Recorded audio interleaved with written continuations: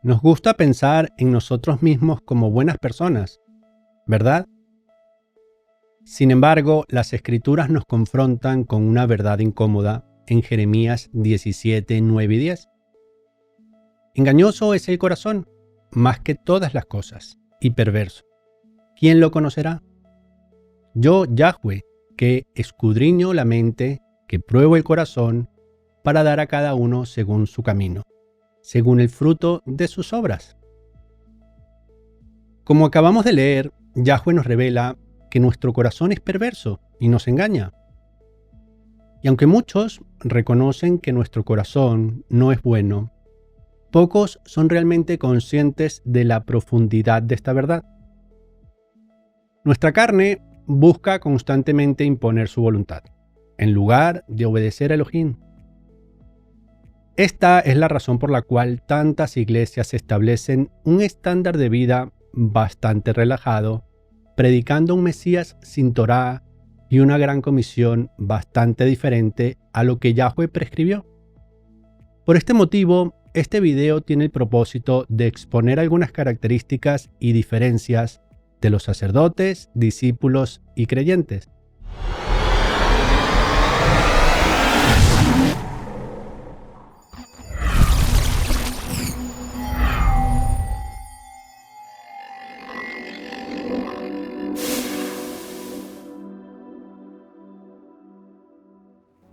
Shalom y bienvenido a Israel Nazareno. Como habrás visto ya en el título de esta presentación, en esta oportunidad te traigo un estudio donde veremos algunas características de los sacerdotes, de los discípulos y de los creyentes. Y recordando el pasaje de Jeremías que leí al inicio, nuestro corazón es realmente perverso, y esto no es algo exclusivo de los ateos o escépticos, sino que también incluye a los creyentes. Por ejemplo, pensemos en los sermones, la alabanza y la adoración en la mayoría de las iglesias. ¿Realmente honran a Yahweh? ¿O simplemente satisfacen los oídos y los deseos de sus miembros? En realidad, estas prácticas a menudo solo promueven sentimientos y emociones que tienen poco o ningún valor a los ojos de Yahweh, ya que la mayoría de los creyentes que practican estas cosas nunca se someten al tipo de transformación espiritual radical que se requiere para ser un discípulo, como se nos indica en Romanos 12, donde Shaul dijo lo siguiente: Así que, hermanos, les pido por las misericordias de Elohim que presenten sus cuerpos en sacrificio vivo, apartado y agradable a Elohim, haciendo una verdadera adoración. No se conformen a este siglo, sino sean transformados por medio de la renovación de vuestro entendimiento, para que comprueben cuál es la buena voluntad de Elohim, agradable y perfecta. Si bien es bueno y necesario ser un creyente, es fundamental comprender lo que Yeshua nos pide verdaderamente. Él no mandó a sus discípulos a simplemente hacer más creyentes, sino a que hicieran más discípulos.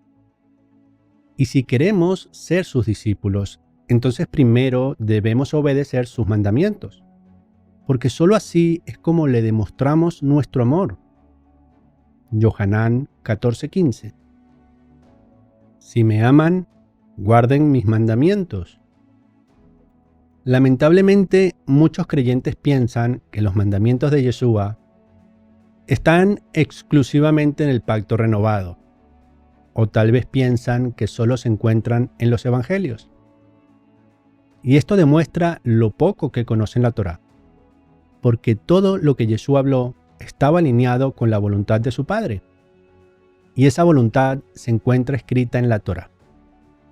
Y es que Yeshua también enseñaba Torá, solo que lo hacía de una manera menos protocolar, por así decirlo. Enseñaba la Torá con parábolas, para confundir a los orgullosos y para que los humildes entendieran por revelación del Espíritu. Y esto lo comprobamos en Mateo 13, versos del 10 al 14. Entonces, acercándose los discípulos, le dijeron: ¿Por qué les hablas por parábolas? Él respondiendo les dijo: porque a ustedes les es dado saber los misterios del reino de los cielos, pero a ellos no les es dado, porque a cualquiera que tiene, se le dará y tendrá más, pero al que no tiene, aun lo que tiene le será quitado. Por eso les hablo por parábolas, porque viendo no ven, y oyendo no oyen ni entienden, de manera que se cumple en ellos la profecía de Isaías, que dijo: de oído oirán y no entenderán, y viendo verán y no percibirán. Es cierto que algunos creyentes son muy disciplinados en lo que hacen. Aún así, las Escrituras no los consideran discípulos de Yeshua, debido a que no obedecen sus mandamientos. En esto sabemos que amamos a los hijos de Elohim, cuando amamos a Elohim y guardamos sus mandamientos, porque esto es amar a Elohim, que guardemos sus mandamientos, y sus mandamientos no son gravosos, porque todo lo que es nacido de Elohim vence al mundo. Y esta es la victoria que ha vencido al mundo, nuestra fe. A pesar de esto, muchos siguen pensando que la Torá es una carga pesada imposible de cumplir. Y para justificar esto usan diferentes pasajes como Mateo 23:4, Hechos 15:10, Romanos 3:20, Gálatas 2:16, Gálatas 3:10 y 11, entre otros. Con estos pasajes se argumenta que no es posible obedecer la Torá.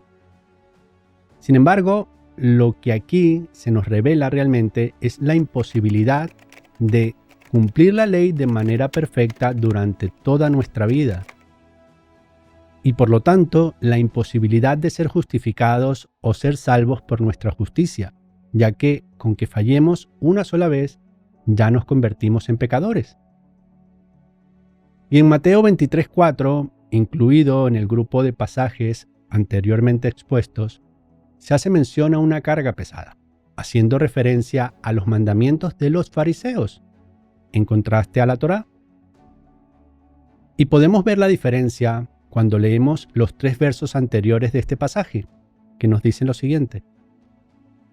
Entonces habló Yeshua a la gente y a sus discípulos diciendo: en la cátedra de Moshe se sientan los escribas y los fariseos. Así que todo lo que les enseñen a guardar, guárdenlo y háganlo, pero no hagan conforme a sus obras, porque dicen y no hacen. Aquí vemos explícitamente que Yeshua dijo que obedezcamos todo lo que los fariseos dijeran cuando predicasen la cátedra de Moshe. Esto contradice el pensamiento de muchos que argumentan que enseñar la Torá significa judaizar. Además, en Romanos 7:12 se nos dice que la Torá es buena. Entonces, ¿por qué muchos dicen que enseñar a guardar la Torá es judaizar? Y para los que piensan que es una carga o que es muy difícil de cumplir, debemos tener en cuenta cómo el rey David calificaba la Torá. Para esto podríamos citar muchos salmos, pero para no extendernos mucho, basta con leer una porción del Salmo 1. Bienaventurado el varón que no anduvo en consejo de malos, ni estuvo en camino de pecadores, ni en silla de escarnecedores se ha sentado, sino que en la Torá de Yahweh está su delicia, y en su Torá medita de día y de noche. En otros estudios explicamos que Yeshua vino a reunir a los hijos de Elohim que no se habían dado cuenta de que eran israelitas. Miremos Yohanan 11, 51 y 52. Esto no lo dijo por sí mismo, sino que siendo el sumo sacerdote aquel año, profetizó que Yeshua había de morir por la nación, y no solo por la nación, sino también para reunir en uno a los hijos de Elohim que estaban dispersos en el mundo. Como Yeshua ya sabía que Él no estaría aquí en la tierra mientras nosotros estuviéramos cumpliendo la gran comisión, Él preparó a sus discípulos para continuar la obra en su ausencia. La Gran Comisión es en esencia una prueba para ver quién ama lo suficiente a Yeshua como para dar su vida trabajando en el mundo por él. Y cuando Yeshua regrese para recibir la tierra espiritualmente sometida, a su vez entregará la tierra a su Padre y recibirá su justa recompensa, como nos dice 1 Corintios 15, 24 y 25.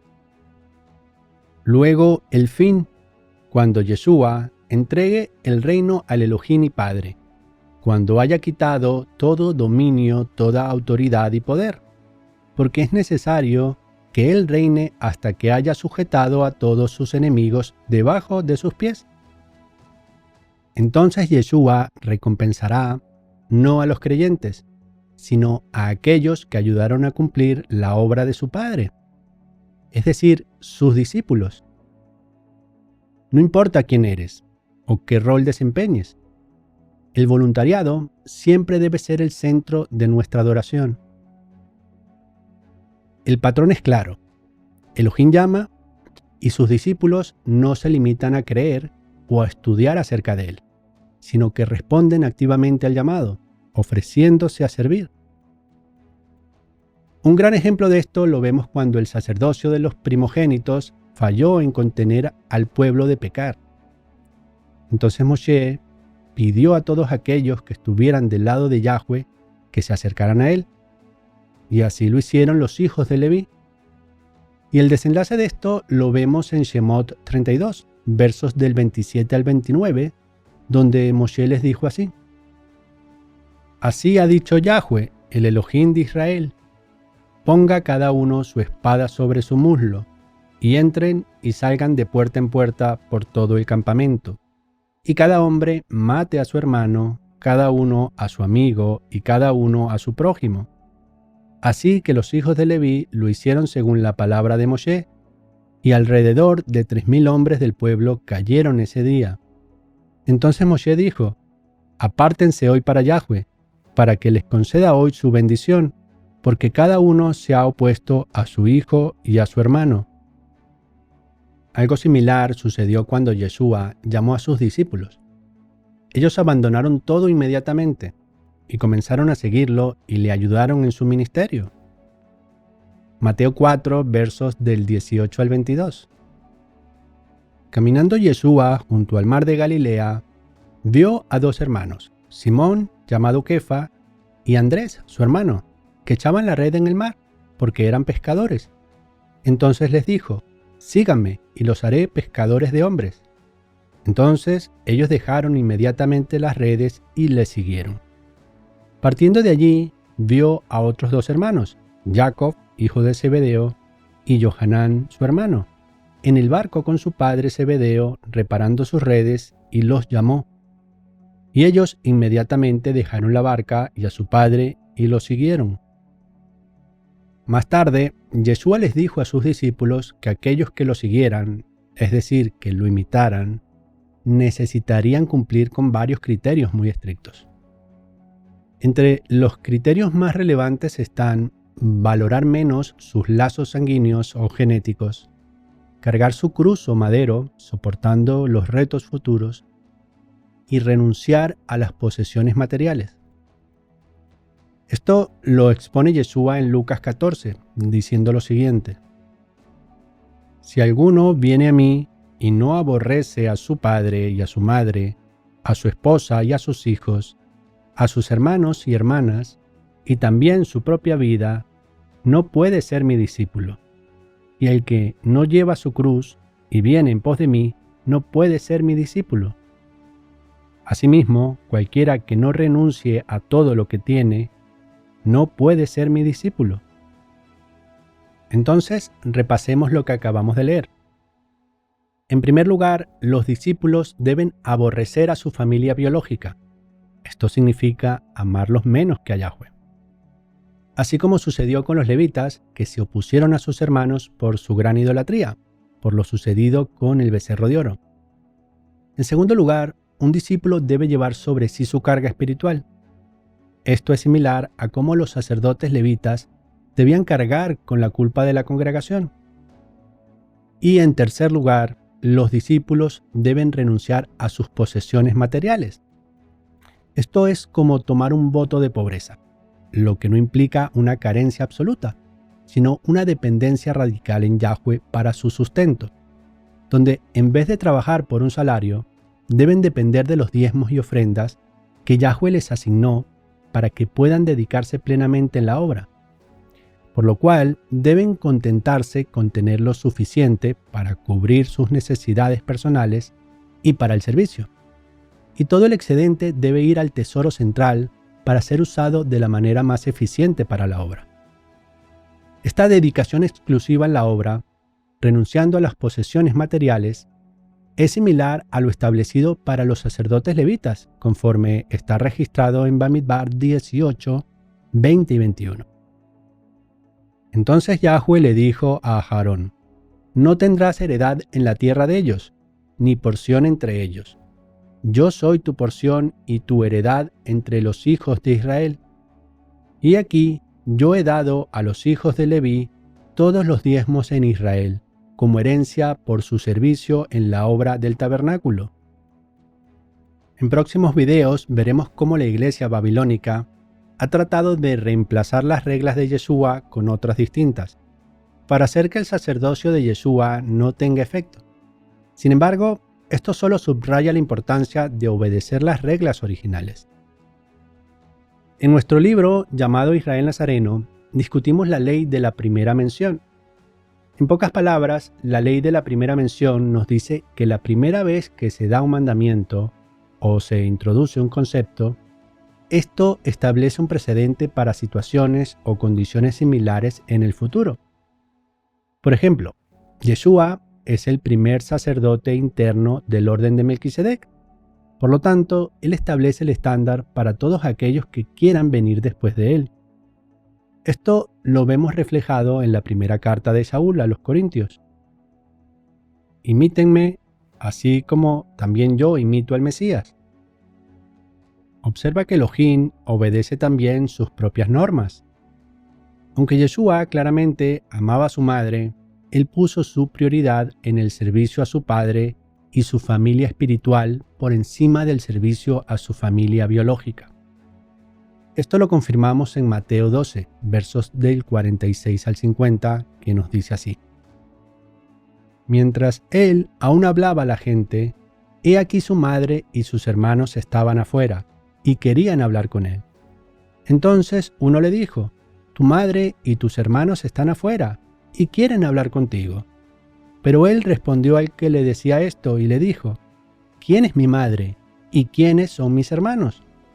Y extendió su mano hacia sus discípulos, y dijo: he aquí mi madre y mis hermanos, porque cualquiera que hace la voluntad de mi Padre, que está en los cielos, ese es mi hermano, y mi hermana, y mi madre. En segundo lugar, Yeshua también soportó sus cargas, hasta el punto de recibir sobre sí mismo la paga por nuestros pecados.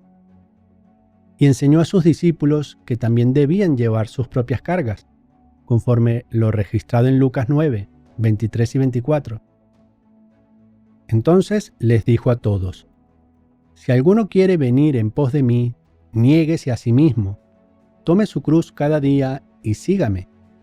Porque todo aquel que quiera salvar su vida, la perderá, pero todo el que pierda su vida por causa de mí, la salvará.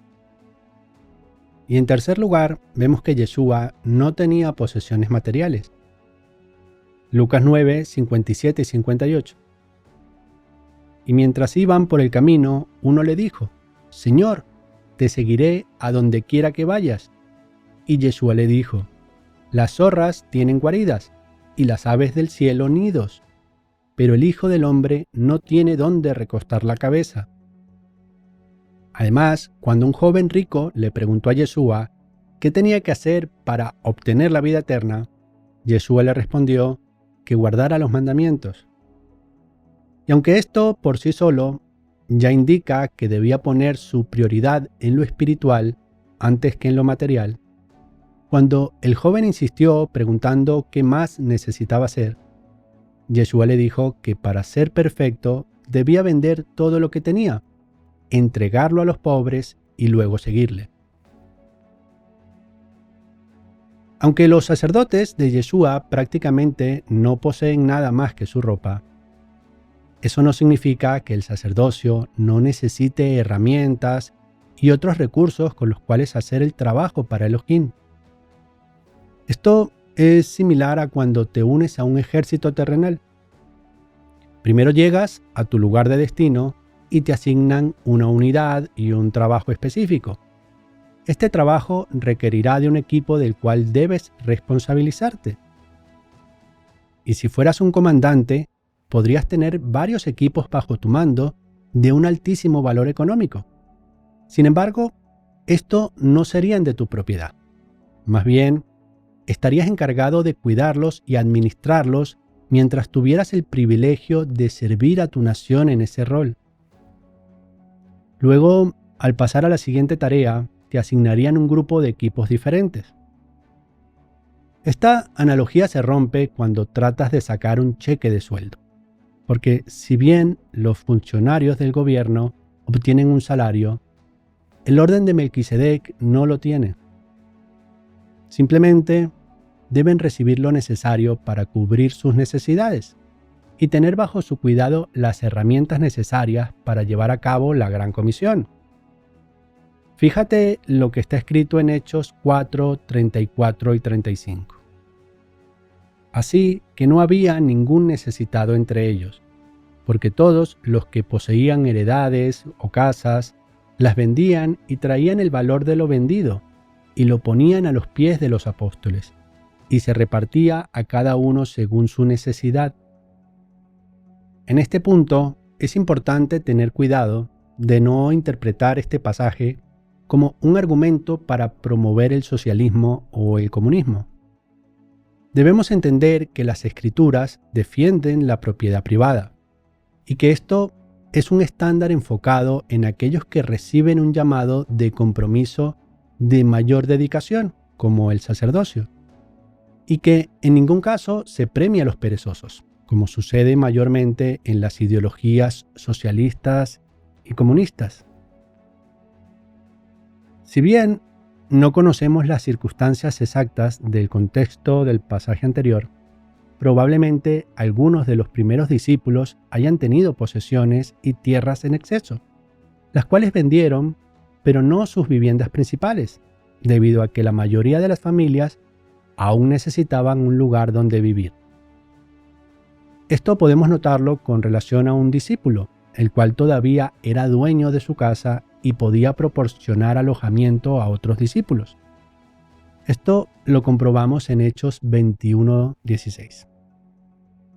Y también vinieron con nosotros algunos de los discípulos de Cesarea, trayendo consigo a uno llamado Mnasón de Chipre, un antiguo discípulo con quien nos hospedaríamos. Entonces, cuando nos damos cuenta de que Mnasón, siendo un discípulo, poseía una casa, y que José de Arimatea, que también se le consideró un discípulo, era un hombre rico, pueden surgir algunas preguntas. ¿Cómo podemos entender esta aparente contradicción a las palabras de Yeshua? Que un discípulo debe abandonar todo lo que tiene cuando ni Mnasón ni José de Arimatea renunciaron a sus posesiones. La situación es que Yeshua llamó a sus 12 discípulos originales con el estándar completo para el sacerdocio, porque luego servirían como sacerdotes. Por el contrario, ni José de Arimatea ni Mnasón tuvieron que renunciar a sus herencias, porque no fueron llamados a servir como sacerdotes y convertirse en los servidores de todos. Siendo realistas, solo un pequeño número de creyentes están llamados a servir en el sacerdocio. Un número mayor están llamados a servir a sus hermanos como ancianos y líderes. Y muchos más están llamados a servir de apoyo a la nación por medio de la ayuda en sus congregaciones y con sus diezmos. Este patrón lo vemos en 1 Corintios 12. Y a estos puso Elohim en la asamblea. Primero, apóstoles. Segundo, profetas. Tercero, maestros. luego los que hacen milagros, después los que sanan, los que ayudan, los que administran, los que hablan diferentes idiomas. ¿Acaso son todos apóstoles? ¿Son todos profetas? ¿Todos maestros? ¿Hacen todos milagros? ¿Tienen todos dones de sanidad? ¿Hablan todos varios idiomas? ¿Interpretan todos? Anhelen pues los mejores dones, y yo les muestro un camino aún más excelente. Considerando todo lo expuesto aquí, la invitación es a que oremos y le pidamos a Yahweh que nos muestre nuestras fallas. Y luego es crucial escuchar su voz en el Espíritu, para que podamos discernir dónde y cómo Él quiere que nosotros y nuestra casa contribuyamos a la gran comisión de Yeshua. Y cómo deberíamos usar el tiempo, los talentos y los fondos que Yahweh nos ha dado para cumplir su llamado. Lehitraot ve Shalom.